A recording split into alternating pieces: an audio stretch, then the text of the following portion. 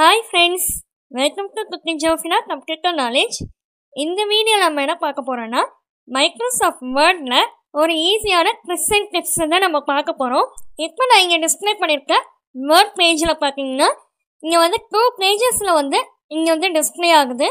இதில் வந்து last 2 lines வந்து இவ்வளோ தான் வந்து நான் வந்து 1 பேஜுக்குள்ளேயே வந்து ஃபிக் பண்ணணும்னு நினச்சாலும் வந்து ஃபிக் பண்ண முடியல. அங்கே வந்து மார்ஜின்ஸ் வந்து அட்ஜஸ்ட் பண்ணுறேன், அங்கே வந்து பேராகிராஃப் எல்லாத்தையும் வந்து அட்ஜஸ்ட் அப்போது வந்து அங்கே வந்து அட்ஜஸ்ட் பண்ண முடியல, ஃபிக் பண்ண முடியல. ஸோ இதுக்கான வந்து ஈஸியான ட்ரிக்ஸை தான் நம்ம பார்க்க போகிறோம்.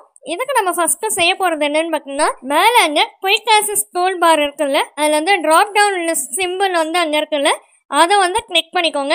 கிளிக் பண்ணிக்கிட்டிங்கன்னா அதில் மோர் கமெண்ட்ஸ்ன்னு இருக்கிறத செலக்ட் பண்ணிக்கோங்க. நெக்ஸ்ட்டு இதில் லெஃப்ட் சைடில் குயிக் ஆக்சஸ் டூல் பார்னு இருக்குல்ல, அதை வந்து செலக்ட் பண்ணிக்கோங்க. இப்போ நெக்ஸ்ட்டு செகண்ட் பாக்ஸில் பார்த்தீங்கன்னா மேலே வந்து ட்ராப் டவுன் லிஸ்ட்டு சிம்பிள் வந்து அங்கே வந்து டிஸ்பிளே ஆகும், அதை கிளிக் பண்ணிக்கோங்க.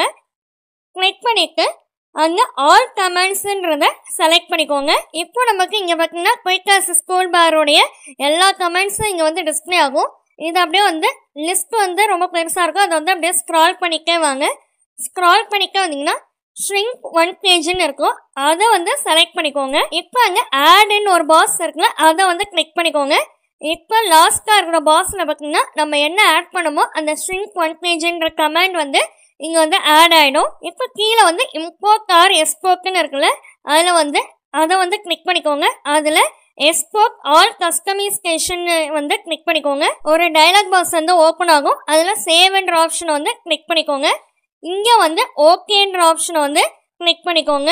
இப்போ இங்கே வந்து ஓகேன்ற ஆப்ஷன் வந்து கிளிக் பண்ணிட்டு மேலே வந்து க்ளோஸ் பட்டனை வந்து கிளிக் பண்ணிக்கோங்க. இப்போ நமக்கு அங்கே வந்து குயிக் ஆக்சஸ் டூல் பாரில் இந்த ஷ்ரிங்க் 1 பேஜ்ன்ற கமெண்ட் வந்து ஆட் ஆகிடுச்சு. அந்த சிம்பிள் கிட்ட நீங்கள் கசரை கொண்டு போய் வச்சிங்கன்னா ஷ்ரிங்க் டு ஃபிட்னு அங்கே வந்து நேம் வந்து டிஸ்பிளே ஆகும். இப்போ நம்ம என்ன பண்ண போகிறோம்னு பார்த்தீங்கன்னா இந்த வேர்ட் பேஜில் நம்ம டைப் பண்ணி வச்சுருக்கோம்ல, அது ஃபுல்லாத்தையும் வந்து செலக்ட் பண்ணிக்கிறோம்.